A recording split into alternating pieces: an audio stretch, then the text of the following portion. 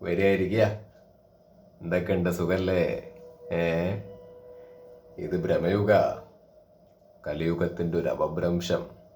അല്ലാതെ എന്താ ഇപ്പം പറയാൻ പറ്റുക? ഇന്നെനിക്ക് കുറച്ച് കാര്യങ്ങൾ സംസാരിക്കാനുണ്ട്, കാര്യമായിട്ട്. അതേപോലെ തന്നെ ചില ആളുകളെ കുറിച്ചും കാര്യമായിട്ട് സംസാരിക്കാനുണ്ട്. അതിലേക്ക് നമുക്ക് എത്താം. അതിനു മുമ്പ് നമ്മുടെ അനീഷിനെ കുറിച്ചിട്ടൊന്ന് പറഞ്ഞോട്ടെ. എന്താണ് അനീഷേ? വല്ല കാര്യം ഉണ്ടായിരുന്നോ? മര്യാദയ്ക്ക് പോയിക്കൊണ്ടിരിക്കുകയായിരുന്നില്ലേ? മര്യാദയ്ക്ക് തന്നെ പോയാ പോരായിരുന്നോ? എന്ത് രസമായിരുന്നു അനീഷിൻ്റെ പോക്ക് കാണാൻ. എനിക്ക് അനീഷിനെ ഇഷ്ടമൊക്കെ തന്നെയാണ് കേട്ടോ. നല്ല കണ്ടസ്റ്റൻ്റ് തന്നെയാണ്, അതിൽ യാതൊരു മാറ്റവുമില്ല. പക്ഷേ അനീഷ് പറയുന്ന എല്ലാ കാര്യങ്ങളെയും നമുക്ക് സപ്പോർട്ട് ചെയ്യാൻ പറ്റുമോ? ഇല്ല. ചില സമയത്ത് തെറ്റ് വരുമ്പോൾ അതിനെയും നമ്മൾ ചൂണ്ടിക്കാണിക്കണ്ടേ? ഇന്നെന്തായാലും അനീഷ് പെട്ടു. അനീഷ് മാത്രമല്ല, അനീഷിൻ്റെ കൂടെ പിടിച്ചിരിക്കണു ആര്? ശാരികയും പെട്ടു. അനീഷ് എന്താണ് പറഞ്ഞത്? ഈ ലോകത്ത് ഒരു ഡിവോഴ്സ് പോലും ഒരാളുടെ മിസ്റ്റേക്ക് കൊണ്ട് മാത്രം സംഭവിക്കുന്നതല്ല എന്നാണ്. അതെങ്ങനെ അനീഷിന് പറയാൻ പറ്റും? ഈ ലോകത്തുള്ള എല്ലാവരുടെയും കാര്യം അവിടെ തന്നെ പാളിയില്ലേ?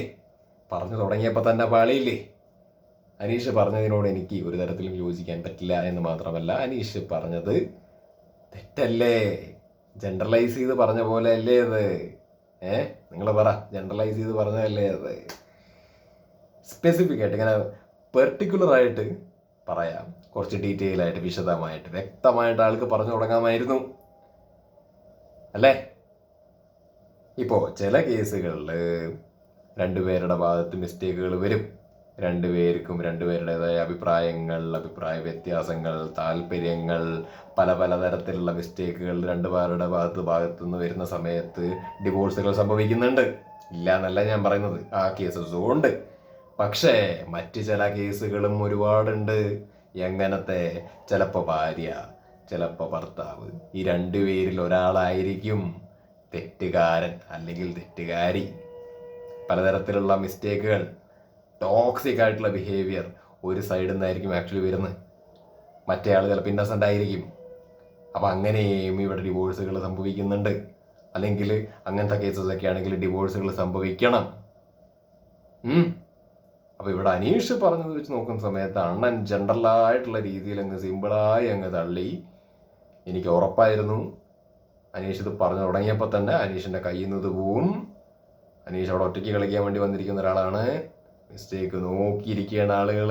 കിട്ടിക്കഴിഞ്ഞാൽ അനീഷിനെ അടിക്കും എന്നുള്ളത് അറിയാവുന്ന കൊണ്ട് തന്നെ ആളുടെ തുടക്കം തന്നെ പാളിയപ്പോൾ ഐ വാസ് ഡാം ഷുവർ ആൾക്കാർ ചാടിത്തുള്ളിക്കൊണ്ട് വരും എന്ന്. അക്ബർ ചോദിച്ചു, എന്ത്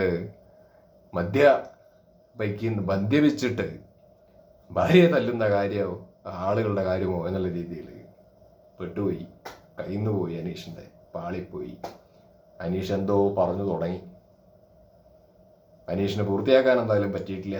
എല്ലാവരും കലപില പറഞ്ഞിട്ട് അനീഷിൻ്റെ ശാരീരിക മെക്കെട്ട് കയറാൻ വേണ്ടിയിട്ട് പോകുന്നതാണ് നമ്മൾ ആക്ച്വലി കണ്ടത്. എന്ത് മാങ്ങാത്തുലിയാണെങ്കിലും അനീഷ് ഉദ്ദേശിച്ചത് എന്താണെന്നുള്ളത് എനിക്കറിയില്ല. അനീഷ് എന്തായിരുന്നു പറഞ്ഞ് അവസാനിപ്പിക്കാൻ നിന്നതെന്നൊന്നും എനിക്കറിയില്ല, അവർ സമ്മതിക്കാത്തത് കൊണ്ട്.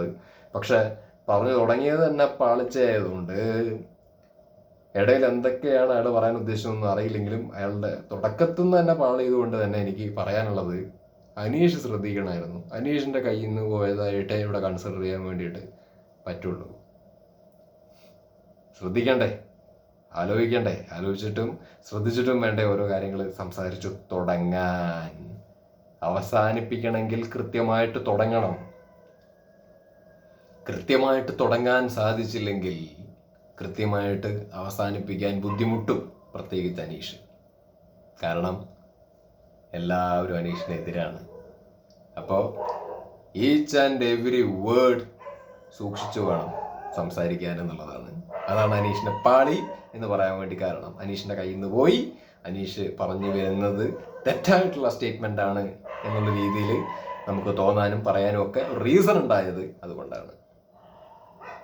ഇനി അയാൾ എന്താണ് പറഞ്ഞ് അവസാനിപ്പിക്കാൻ വേണ്ടി നിന്നെന്നുള്ളതൊന്നും എനിക്കറിയില്ല. എൻ്റെ കാര്യം ഞാൻ പറയാം. മദ്യപിച്ചിട്ട് ഒരു ഭാര്യ ഭർത്താവിനെ തല്ലുന്നു, അല്ലെങ്കിൽ ഭർത്താവ് ഭാര്യയെ തല്ലുന്നു എന്നുണ്ടെങ്കിൽ അവിടെ നോക്കിക്കൊണ്ടിരിക്കേണ്ട കാര്യമൊന്നുമില്ല. കല്യാണം കഴിഞ്ഞെന്ന് പറഞ്ഞിട്ട് ആരും ആരുടെയും പ്രൈവറ്റ് ആയിട്ടുള്ള പ്രോപ്പർട്ടി ഒന്നും അല്ലല്ലോ. ദേഹത്ത് കൈവയ്ക്കാനുള്ള അവകാശം ഒരു തണ്ടിക്കും ഒരു പട്ടിക്കും ഒരു ചെറ്റയ്ക്കും ഇല്ല. അങ്ങനെ മദ്യപിച്ച് അല്ലെങ്കിൽ മദ്യപിക്കാതെ എന്തോ ആയിക്കോട്ടെ ശരീരത്തിൽ സ്ത്രീ പുരുഷൻ്റെയോ പുരുഷൻ സ്ത്രീയുടെയോ മേളിൽ വെക്കുന്നുണ്ട് എന്നുണ്ടെങ്കിൽ നിയമ നടപടിയുമായിട്ട് മുമ്പോട്ട് പോകാനുള്ള ആർജവം എല്ലാവരും കാണിക്കണം. പ്രതികരിക്കാനുള്ള അവകാശമുണ്ട്, പ്രതികരിച്ച് മുമ്പോട്ട് പോകണം. പിന്നെയും ഇങ്ങനെയുള്ള നാറുകളെ സഹിച്ചുകൊണ്ട് പോകേണ്ട യാതൊരു ആവശ്യമില്ല എന്നാണ് എൻ്റെ നിലപാട്.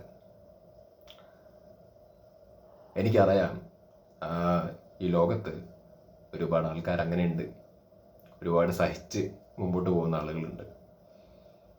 അടി കിട്ടിയിട്ടാണെങ്കിലും വേറെ നിവൃത്തിയില്ല, എനിക്ക് ആശ്രയമില്ല എന്നുള്ള രീതിയിലൊക്കെ വിചാരിച്ച് അവരുടെ ഒരു നിസ്സഹായാവസ്ഥയാണ്. ഒരുപാട് സ്ത്രീകൾ അങ്ങനെ കഷ്ടപ്പെട്ട് ജീവിച്ച് മുമ്പോട്ട് പോകുന്നുണ്ട്. അവരുടെ കാര്യം ആലോചിക്കുമ്പോൾ എനിക്ക് സഹതാപമാണ്. ബുദ്ധിമുട്ടാണ് ജീവിതം.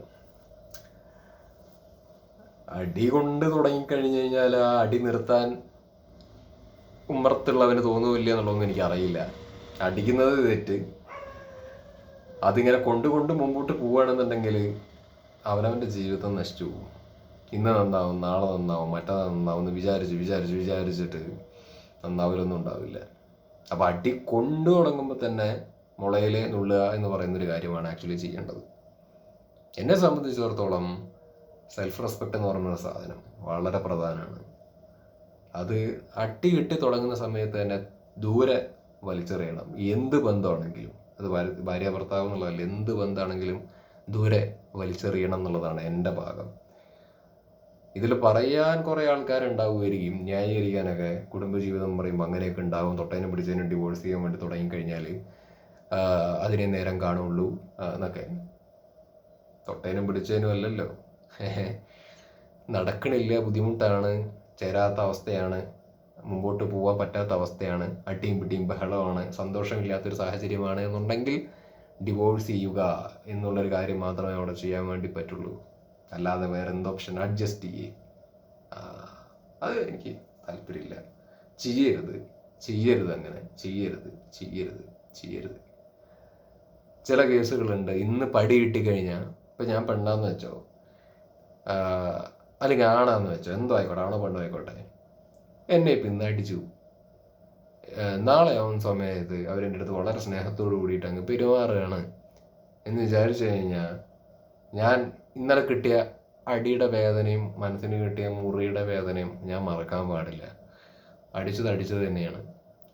ഇത് ഇന്ന് കള്ളു കുടിക്കും, അല്ലെങ്കിൽ ഇന്ന് അടി കിട്ടും, നാളെ ശരിയാവും, അല്ലെങ്കിൽ ഒരു മണിക്കൂർ കഴിഞ്ഞ് ശരിയാവും, പിന്നെയും അടിക്കും, പിന്നെയും തെറി വിളിക്കും, ചീത്ത വിളിക്കും, പിന്നെയും റെഡിയാവും, പിന്നെയും സ്നേഹം, സന്തോഷം, മുത്തമിപ്പ്, ബാക്കി കാര്യങ്ങൾ, പിന്നെയും അടി. ഇതിങ്ങനെ റിപ്പീറ്റഡ് ആയിട്ട് പോകുന്ന സമയത്ത് പലരും സ്നേഹമുള്ള ആളാണ്, കള്ളു കുടിച്ചാൽ മാത്രമേ അല്ലെങ്കിൽ ദേഷ്യം വന്നാൽ മാത്രമേ അടിക്കുന്നുള്ളൂ എന്നുള്ള രീതിയിൽ അങ്ങ് പറഞ്ഞ് സമാധാനിച്ചിട്ട് മുമ്പോട്ട് പോകുന്ന ഒരുപാട് ആളുകൾ ഈ സമൂഹത്തിൽ ഉണ്ടാവും. അങ്ങനെ ചെയ്യരുത് എന്നാണ് എനിക്ക് പറയാനുള്ളത്. അത് അത് അത് അത് അത് യോജിക്കാൻ പറ്റുന്നൊരു കാര്യമല്ല. ഇതൊക്കെ ശരിക്കും പറഞ്ഞു കഴിഞ്ഞാൽ വല്ല കൈയും കാലും വല്ലവിടെയും കെട്ടിയിട്ടിട്ട് വല്ല മാനസികാരോഗ്യ കേന്ദ്രത്തിൽ കൊണ്ടുപോയിട്ട് ആക്കണം അത്തരത്തിലുള്ള ഉപദ്രവകാരികളായ ആളുകളെയൊക്കെ. അത് ഈ തല്ലുന്ന ആൾക്കാരെ കുറിച്ച് മാത്രമല്ല പറയുന്നത്, ഈ ടോർച്ചർ ചെയ്യുന്ന ആളുകളെയൊക്കെ ആ രീതിയിൽ വേണം ആക്ച്വലി ട്രീറ്റ് ചെയ്യാൻ. അപ്പോൾ ഇതാണ് എൻ്റെ ഭാഗം. അനീഷ് എന്ത് പറഞ്ഞു തുടങ്ങി, അനീഷ് എന്താണ് പറയാൻ ഉദ്ദേശിച്ചത്, അനീഷിനെ മറ്റുള്ളവർ പറയാൻ അനുവദിച്ചു എന്നുണ്ടെങ്കിൽ അനീഷ് എന്ത് പറഞ്ഞ് അവസാനിപ്പിച്ചിട്ടുണ്ടാവും എന്നുള്ളതൊന്നും എനിക്കറിയില്ല. അനീഷ് തുടങ്ങിയത് തന്നെ പാളിയതായതുകൊണ്ട് എന്താ പറയുക, കയ്യിൽ നിന്ന് പോയി അല്ലെങ്കിൽ ആ സ്റ്റേറ്റ്മെൻറ്റ് റോങ് ആയി എന്നുള്ള രീതിയിൽ പറയാനേ വകുപ്പുള്ളൂ. പിന്നെ ബാക്കി കലവിലായതുകൊണ്ട് അനീഷ് എന്താ പറഞ്ഞെന്നുള്ളതൊന്നും ആക്ച്വലി കേട്ടതുമില്ല. അതുകൊണ്ടാണ് ഞാൻ എൻ്റെ ഭാഗം അല്ലെങ്കിൽ എൻ്റെ നിലപാട്, എൻ്റെ അഭിപ്രായം എന്നുള്ള രീതിയിൽ ഈ ഐറ്റം അങ്ങ് പറഞ്ഞത്. ഇത്രയേ ഉള്ളൂ. കള്ളുകുടിയാണെങ്കിലും കള്ളു കുടിക്കാതെയാണെന്നുണ്ടെങ്കിലും ഭാര്യ ഭർത്താവിനാണെങ്കിലും ഭർത്താവ് ഭാര്യനാണെങ്കിലും അടിയും പിടിയും ബഹളമൊക്കെ ഉണ്ടെന്നുണ്ടെങ്കിൽ തൂക്കിയെടുത്ത് വലിച്ചെറിയുക, ഡിവോഴ്സ് ചെയ്യേണ്ട സാഹചര്യത്തിലേക്ക് എത്തിക്കുക, അല്ലെങ്കിൽ കേസുമായിട്ട് മുമ്പോട്ട് പോകാൻ വേണ്ടി ശ്രമിക്കുക എന്നുള്ളതാണ്. കാരണം കേസുമായിട്ട് മുമ്പോട്ട് പോയി കഴിഞ്ഞ് കഴിഞ്ഞാൽ അതിൻ്റെ പുറകെ നടക്കേണ്ടി വരും എന്നുള്ളൊരു സംഭവമാണ് ആക്ച്വലി ഉള്ളൂ. അതങ്ങനെ നടക്കേണ്ടി വരുന്നേ ഉള്ളൂ. പക്ഷേ ഇത് കേസും കൂട്ടമൊന്നും പോകണ്ട, അഡ്ജസ്റ്റ് ചെയ്ത് അങ്ങ് പോകാന്നുള്ള രീതിയിൽ ചിന്തിച്ചാണ്ടല്ലോ ചിലപ്പോൾ ഫാനിൽ തൂങ്ങേണ്ടി വരും. അല്ലെങ്കിൽ നമ്മുടെ ജീവിതം ഇങ്ങനെ കടിയും കൊണ്ട് തെറിയും കേട്ട് ഇങ്ങനെ പോവും. അത് എത്ര നാൾ പോകാൻ വേണ്ടി പറ്റും? അത് ചിലപ്പോൾ മക്കളെ ആലോചിച്ചിട്ടായിരിക്കാം അങ്ങനെ പോകുന്നത്. പക്ഷെ അതൊരു നരക തുല്യമായ ജീവിതമല്ലേ. അപ്പോൾ അതിലേക്കൊന്നും ആരും നിൽക്കരുത് എന്നുള്ളതാണ് എൻ്റെ വ്യക്തിപരമായിട്ടുള്ള അഭിപ്രായം. അപ്പോൾ ഇതാണ് ഈ ഒരു സംഗതിയെ കുറിച്ചിട്ട് എനിക്ക് സംസാരിക്കാനുള്ളത്. ഇനി മറ്റ് കുറച്ച് കാര്യങ്ങൾ സംസാരിക്കാനുണ്ടെന്ന് ഞാൻ പറഞ്ഞല്ലോ. ഈ ഓനിയൽ സാബു ഉണ്ടല്ലോ, എനിക്ക് ആ ചങ്ങാതിനെ സത്യം പറഞ്ഞ വ്യക്തിപരമായിട്ടൊന്നും അറിയില്ല. പക്ഷെ ആസ് എ കണ്ടസ്റ്റൻ്റ് എന്നുള്ള രീതിയിൽ അങ്ങ് തീരെ പറ്റുന്നില്ല. കാരണം അയാൾ ആരെന്നാണ് അയാളുടെ വിചാരം? ഇയാളുടെ വിചാരം അതിൻ്റെ അകത്ത് വലിയ ഡയലോഗൊക്കെ അടിച്ചു കഴിഞ്ഞാൽ പുറത്ത് KGF-ന്റെ ലൂസിഫറിന്റെ മറ്റേ മ്യൂസിക്കൊക്കെ ഇട്ടിട്ട് ആൾക്കാർ വാട്സാപ്പിൽ സ്റ്റാറ്റസ് ഇറക്കുമെന്ന് വിചാരിച്ചിട്ടാണെന്ന് തോന്നുന്നു വലിയ ഡയലോഗ് അടിയും ബഹളമൊക്കെ ആയിട്ട് മാസമൊക്കെ ആയിട്ട് നടക്കുന്നത്. ശരിക്കും ഒരു ഒരു ഒരു ഒരു ഒരു മര്യാദ എന്ന് പറഞ്ഞൊരു സാധനം, അല്ലെങ്കിൽ കുറച്ച് ഒരു വ്യക്തിത്വം ഇല്ലേ, ഒരു ഇൻഡിവിജ്വൽ പാലിക്കേണ്ടതായിട്ടുള്ള കുറേ കാര്യങ്ങളില്ലേ. ഗെയിം എങ്ങനെ വേണമെങ്കിലും കളിക്കാം, പക്ഷെ ഈ ചങ്ങാതി ഇടയ്ക്കിടയ്ക്ക് ഈ തെറിവിൾ അറിയുക, മോശമായിട്ടുള്ള പദപ്രയോഗങ്ങൾ ഉപയോഗിക്കുക, എന്തൊരു അരോചകമാണത് കാണുമ്പോൾ തന്നെ. എന്തൊരു അരോചകമാണത്, വൃത്തികളാണ്. എനിക്ക് യാതൊരു യോജിപ്പില്ല ഒനിയലിന്റെ പല സമയത്തുള്ള പരിപാടികൾ കാണുന്ന സമയത്ത്. ഒനിയല് എനിക്കറിയില്ല, ഞാൻ കണ്ടതിന്റെ പ്രശ്നമാണെന്ന് എനിക്കറിയില്ല. ഒനിയല് പൊതുവെ അങ്ങനെ എല്ലാവരുടെ മെക്കെട്ട് തട്ടിക്കയറുക, എല്ലാവരുടെ അടുത്തും ഒരു ഡയറക്റ്റ് കളി കളിക്കുന്നത് ഞാൻ കണ്ടിട്ടൊന്നുമില്ല. എന്താണ് ഡയറക്റ്റ് ആയിട്ടുള്ള ഇപ്പൊ റെനയുടെ അടുത്ത് കൂടുതൽ പോകുന്നില്ല. അത് റെന ചിലപ്പോൾ ഇങ്ങോട്ട് പ്രൊവോക്ക് ചെയ്യുന്നത് കൊണ്ടായിരിക്കാം. പക്ഷെ ഒനിയൽ എല്ലാവരുടെ അടുത്തും ഗെയിം കളിക്കാൻ വേണ്ടി പോകണം, 1-on-1 ആയിട്ട്, സ്ട്രെയിറ്റ് ആയിട്ട്. അത് അക്ബറിന്റെ നേരെയാണെങ്കിലും ശരത്തിന്റെ നേരെയാണെന്നുണ്ടെങ്കിലും ഒക്കെ കട്ടയ്ക്ക് പവറായിട്ട് നിൽക്കണം. അത് പോകുന്നതും കാണാനില്ല. അപ്പോൾ എനിക്ക് അതൊക്കെ കാണുന്ന സമയത്ത് ഒരു ആന്റണിയോട് എന്ത് ഇങ്ങനെ എന്നുള്ളൊരു സംഭവം തോന്നിപ്പോവാണ്. പുനേലിനെ സപ്പോർട്ട് ചെയ്യുന്ന ആൾക്കാരുണ്ടോന്നുള്ളത് എനിക്കറിയില്ല. ബട്ട് അനിയൽ എന്താ ഇങ്ങനെ ഒരു അതുപോലെ ശരി, ആര്യന്റെ കേസ് പറയാം. ആര്യൻ ഇന്നലെ മറ്റേ ആ ചിരിച്ച കേസ്, ഓക്കെ, യാതൊരു യോജിപ്പുമില്ല. എന്താണ്, ആര്യൻ ചിരിച്ചിട്ടുണ്ട്. സരികയായിട്ട് അവർ തമ്മിൽ കമ്മ്യൂണിക്കേറ്റ് ചെയ്യുന്നു. അവൻ ചിരിക്കുന്നു, അവൻ്റെ ചിരി കണ്ട് സരിക ചിരിക്കുന്നു, അവരുടെ ചിരി കണ്ട് മറ്റേ റെനയും ചിരിക്കുന്നു. മോശമായിട്ടുള്ള കാര്യമാണ് അത്. നമ്മുടെ ഓപ്പോസിറ്റ് ഒരാൾ ശൈത്യം അവിടെ ഇരുന്ന് കഥ പറയണം, അവരുടെ ലൈഫ് സ്റ്റോറിയാണ് പറയുന്നത്. ലൈഫ് സ്റ്റോറി പറയുന്ന സമയത്ത് ഓക്കെ, ഇപ്പോൾ ശൈത്യം ആയിക്കോട്ടെ, ആരോ ആയിക്കോട്ടെ, അവിടെ ഇരുന്ന് കഥ പറയുന്ന സമയത്ത് എല്ലാവർക്കും കേട്ടുകൊണ്ടിരിക്കാനുള്ള ക്ഷമ ഉണ്ടായിക്കൊള്ളുന്ന യാതൊരു നിർബന്ധമില്ല. എല്ലാവർക്കും സങ്കടവും വന്ന് കരഞ്ഞോളുന്ന യാതൊരു നിർബന്ധമില്ല. അപ്പോൾ ചിലപ്പോൾ ഉറക്കം വരും, കോട്ടുവാവ് വരും, ചിലപ്പോൾ ബോഡി ലാംഗ്വേജിലൊക്കെ ഇങ്ങനെ കുഴഞ്ഞൊക്കെ പോയി എന്നൊക്കെ വരും, ക്ഷമ തെറ്റിയിട്ട്. അതൊന്നും തെറ്റ് പറയാനില്ല, അതൊക്കെ നാച്ചുറൽ ആയിട്ടുള്ള കാര്യമാണ്. പക്ഷേ അറ്റ്ലീസ്റ്റ് അവിടെ പാലിക്കേണ്ട ഒരു മര്യാദ എന്ന് പറയുന്നൊരു സംഭവമുണ്ട്. ഓപ്പോസിറ്റ് നിൽക്കുന്ന ഒരു മനുഷ്യനാണ്, അവരുടെ ഒരു സ്പേസിൽ അവരുടെ ടാസ്കിൻ്റെ ഭാഗമായിട്ട് അവരുടെ വ്യക്തിപരമായിട്ടുള്ള ജീവിതത്തിൽ അവരുടെ ലൈഫ് സ്റ്റോറി അല്ലെങ്കിൽ സങ്കടപരമായിട്ടുള്ള കാര്യങ്ങൾ അവർ പറയുകയാണ്. ഒരാളിരുന്ന് സംസാരിക്കുന്നു എന്നുള്ളൊരു മര്യാദയെങ്കിലും അവിടെ കൊടുക്കണമായിരുന്നു. അല്ലാതെ ആ സമയത്ത് അവിടെ ചിരിക്കുക, തമ്മിൽ സംസാരിക്കുക എന്ന് പറയുന്ന സംഭവം ഓപ്പോസിറ്റിൽ നിന്ന് സംസാരിക്കുന്ന ആളോട് കാണിക്കുന്ന ഒരു ഡിസ്റെസ്പെക്റ്റാണ് എന്നുള്ളതാണ് എനിക്ക് പറയാനുള്ളത്. അപ്പോൾ ആരും ചെയ്തത് അത് വളരെ മോശമായി പോയി. ആരും വയ്യായിരിക്കായിരുന്നു എന്നൊക്കെ പറഞ്ഞിട്ട് ഓക്കെ ഡൺ, നോ ഇഷ്യൂസ്, അതൊക്കെ നമുക്ക് മനസ്സിലാവുന്നു. ഇനിയിപ്പോൾ വേറെന്തോ കണ്ടീഷൻ്റെ കേസൊക്കെ പറയുന്നുണ്ട്, മൂപ്പർക്ക് അങ്ങനെ എന്തോ ഇഷ്യൂ ഉണ്ടോ, അത്ര വയ്യാതൊക്കെ ആയിരിക്കും, എനിക്കറിയില്ല അതിനെ കുറിച്ചിട്ടൊന്നും. എന്തായാലും എൻ്റെ അറിവിനനുസരിച്ചിട്ട് നോക്കുന്ന സമയത്ത് മോശമായി പോയി എന്നുള്ളതാണ്. പക്ഷേ എനിക്ക് അതിനെക്കാട്ടിലും വൾഗറായിട്ട് തോന്നിയത് എന്താണെന്നറിയോ? അതിന് ചിരിച്ചത് തെറ്റൊക്കെ തന്നെ, ഓക്കെ. പക്ഷെ അത് കഴിഞ്ഞിട്ട് എനിക്ക് അതിനെക്കാട്ടിലും വൾഗറായിട്ട് തോന്നിയത് അഭിഷേകൊക്കെ അവിടെ നിന്ന് എണീച്ചു വന്ന് ഭയങ്കര ബഹളം. എന്തിനിങ്ങനെ ബഹളം വെക്കണേ? ഇതിന് മാത്രം ദേഷ്യം വരാൻ? തലയ്ക്കെന്തോ വല്ല വയ്യേ അഭിലാഷിനെ? അല്ല, അറിയാൻ മേലത്തോണ്ട് കഴിക്കുന്നതാണ്. അതൊന്നും ഗെയിമായിട്ടൊന്നും കൺസിഡർ ചെയ്യാൻ വേണ്ടി പറ്റുമൊന്നുമില്ല. ആയിക്കോട്ടെ, ദേഷ്യം വരും, മനുഷ്യനാണ്. പക്ഷെ ഇതിങ്ങനെ വരും ചിരിക്കണോണ്ട് ഇങ്ങനെയൊക്കെ ഭയങ്കരമായിട്ട് ദേഷ്യം വന്ന് കൊരവള്ളി പൊട്ടണ പോലെ ബഹളമൊക്കെ വെച്ച് അതിന് മാത്രമൊക്കെ ഉണ്ടാ? ഇങ്ങനെയൊക്കെ ബഹളം വെച്ച കൊരവള്ളിയും പൊട്ടും. കൊരവള്ളി മാത്രമല്ല, ഇങ്ങനെ സ്ട്രെയിൻ ആവും തലയ്ക്കൊക്കെ, തലയത്ത് ഞരമ്പൊക്കെ പൊട്ടിപ്പോവില്ലേ ഇങ്ങനെ ബഹളം വെച്ച് കഴിഞ്ഞാൽ. അത് കഴിഞ്ഞിട്ട് ഇതിൽ കോമഡി എന്താന്ന് വെച്ച് കഴിഞ്ഞാൽ, ആര്യനാണല്ലോ ചിരിച്ച് മെയിനായിട്ട്. ആര്യൻ്റെ അടുത്ത് ഇവിടെ ആര്യനെന്തോ ചെരുപ്പൊക്കെ എറിഞ്ഞു പോകുന്നു, അത് അടുത്ത വലിയൊരു തെറ്റ് ആര്യൻ ചെയ്തത്. പക്ഷേ ഇവിടെ ഇവർ കൂടുതൽ ബഹളം വയ്ക്കാൻ വേണ്ടി പോണത് റെനയുടെ എടുത്താ അഭിലാഷും ഒക്കെ. അതെന്ത് പരിപാടി അത്? അതെന്താ? അല്ല, റെനയോട് ചൂടായിക്കോട്ടെ, കുഴപ്പമില്ല. പക്ഷെ ആര്യനോടല്ലേ ഒരു പടി മേളില് ദേഷ്യം കാണിക്കണമെങ്കിൽ തന്നെ കാണിക്കേണ്ടത്. പക്ഷെ അത് ചെയ്യാണ്ട് അവിടെ പോയി തോളത്ത് കൈയിട്ട് നിന്നെ അല്ലടാന്നും പറഞ്ഞിട്ട് ഒരു ടോക്ക് വേറെ. അതെന്താണ് ഒരു ഒരു ഒരു അതെന്താ അങ്ങനെ ഒരു പരിപാടിയൊക്കെ കാണിക്കുന്നവർ? എനിക്ക് ഇതിന്റെ സത്യം പറഞ്ഞിട്ട് എനിക്ക് ഇതിൻ്റെ അകത്തുള്ള ഒരു കണ്ടസ്റ്റന്റ് ആയിട്ട് ഒരു ആത്മബന്ധം ഉണ്ടായിട്ടില്ല ഇതുവരെയായിട്ട്. ആരോടും എനിക്ക് ഭയങ്കരമായൊരു സ്നേഹം അല്ലെങ്കിൽ ഒരു പടി മുകളിൽ സ്നേഹമൊന്നും തോന്നിയിട്ടൊന്നുമില്ല. ബിക്കോസ് എല്ലാവരും കണക്കായിട്ടാണ് തോന്നുന്നത്. ഇപ്പം നമുക്ക് കഴിഞ്ഞ സീസണിൽ നമുക്കൊരു ഇഷ്ടം തോന്നിയ കണ്ടസ്റ്റൻസ് ഉണ്ട്, അതിന് മുമ്പുള്ള സീസണിലുണ്ട്, അതിൻ്റെ മുമ്പുള്ള കഴിഞ്ഞ സീസണുകളിലൊക്കെ നമുക്ക് ഇഷ്ടമുള്ള കണ്ടസ്റ്റൻസ് ആക്ച്വലി ഉണ്ടായിട്ടുണ്ട്. പക്ഷെ ഈ സീസണിലേക്ക് വരുന്ന സമയത്ത് എല്ലാം കണക്കാണ്. ഇതിൽ ഏറ്റവും വലിയ കണക്ക് ചെയ്ത് അതിൻ്റെ താഴെ ഏതൊക്കെ കണക്കുകളാണ് വരുന്നത് എന്നുള്ളത് മാത്രം നോക്കിയാൽ മതി. സീരിയസ്ലി ഒക്കെ കണക്കാ. കഷ്ടം കഷ്ടം. ആർക്കും അറിയുന്നില്ല അതിൻ്റെ അകത്ത് എന്താ ചെയ്യണ്ടേ. ഒന്നാമത് ഇതിൻ്റെ അകത്ത് വന്നുകൊണ്ടിരിക്കുന്ന കോണ്ടന്റുകളൊക്കെ കൂറകടി തല്ലിപ്പൊളി കണ്ടന്റുകളാണ്. ഇപ്പം ഇന്നലെ ഞാൻ വീഡിയോ പോലും ചെയ്തിട്ടില്ല. ബിക്കോസ് എന്തൊരു അലമ്പാണ്. തീട്ട കേസും കൊണ്ടാണ് വരുന്നത് ഓരോരുത്തര്.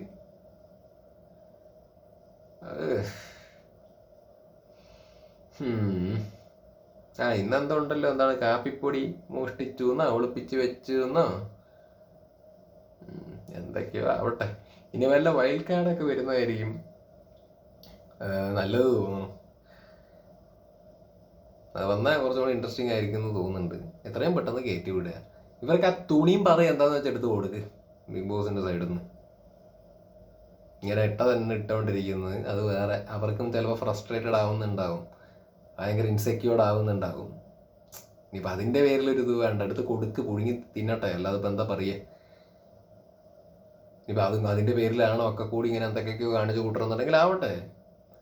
എല്ലാവരും വലിയ ദേഷ്യക്കാരാണ്. അപ്പാന് ശരത്ത് വലിയ ദേഷ്യക്കാരനാണ്, അഭിലാഷ് വലിയ ദേഷ്യക്കാരനാണ്, അക്ബറൊക്കെ എന്താ കാണിക്കണം. അക്ബർ മറ്റേ അനീഷിൻ്റെ മിനിഞ്ഞാന്ന് മറ്റേ തലോണയൊക്കെ എടുത്തിട്ട് എറിയുന്നു. മര്യാദക്ക് ടാസ്ക് ചെയ്ത ചങ്ങാതിയാണ് മിനിഞ്ഞാന്നേ. പുള്ളി മാത്രമാണ് പുള്ളിക്ക് വന്ന ടാസ്ക് ക്ലിയർ ആയിട്ട് കംപ്ലീറ്റ് ചെയ്തത്, ആ മിണ്ടാതിരിക്കാൻ പറഞ്ഞ സംഗതിയിൽ. എന്നിട്ട് അവൻ്റെ അടുത്ത് എല്ലാവരും കൂടി തള്ളി പിടിച്ചുകൊണ്ട് കയറി പോകുന്നു. നാണമില്ലേ? തിരിച്ചൊന്നും പറയില്ല, തിരിച്ചൊന്നും ഒരു പരിധിക്കപ്പുറം വരില്ല എന്നുള്ളതിൻ്റെ ധൈര്യത്തിൻ്റെ പുറത്തല്ലേ ഇവരൊക്കെ അനീഷിന് പുറത്തേക്ക് കയറാൻ വേണ്ടി നിൽക്കുന്നത്. വലിയ ദേഷ്യക്കാർ, നല്ല തണ്ടുള്ള, മുഖത്ത് നോക്കി കണ്ണി നോക്കിയിട്ട് പറപ്പിക്കണ വർത്തമാനം പറയാൻ കഴിവുള്ള ഒരാണോ പെണ്ണിൻ്റെയോ മുമ്പിൽ ഇവന്മാർ അനീഷിൻ്റെ അടുത്ത് കാണിക്കുന്ന ആ ഒരു ഇത് കാണിക്കുമോ? പിട്ടുക്ക് പറയും, സംസാരിക്കാൻ പറ്റൂല. അനീഷിന് പിന്നെ സത്ര ആയതുകൊണ്ട് എല്ലാവർക്കും കയറി മേയാം.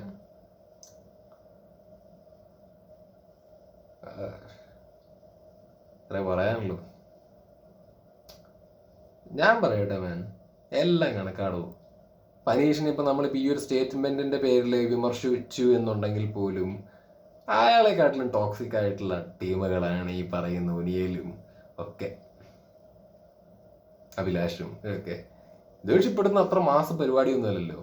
ദേഷ്യം ഇപ്പോൾ എല്ലാവരും പറയും ഇത് വികാരമാണ്, മനുഷ്യവികാരമാണ് ദേഷ്യം എന്നൊക്കെ അതൊക്കെ പ്രകടിപ്പിക്കണം. ഞാനും പെരുകേട്ട ദേഷ്യക്കാരനായിരുന്നു ഒരു ടൈമിൽ, ഉണ്ടാക്കാത്ത പൊല്ലാപ്പില്ല. പക്ഷെ അത് വലിയ വിഡ്ഢിത്തരാണ്, അത് മോശമായിട്ടുള്ള സ്വഭാവമാണ്.